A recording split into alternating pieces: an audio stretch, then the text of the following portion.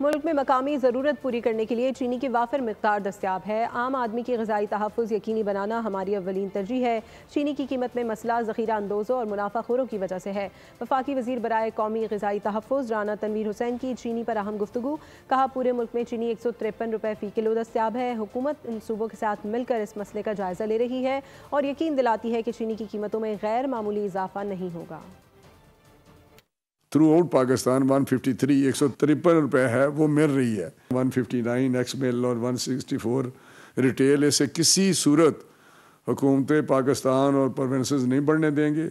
सूबों के साथ मिल के हम काम कर रहे हैं और सख्त एक्शन लेंगे। हमारे पास वाफर स्टॉक है, हमारे पास शुगर में कोई कमी नहीं है।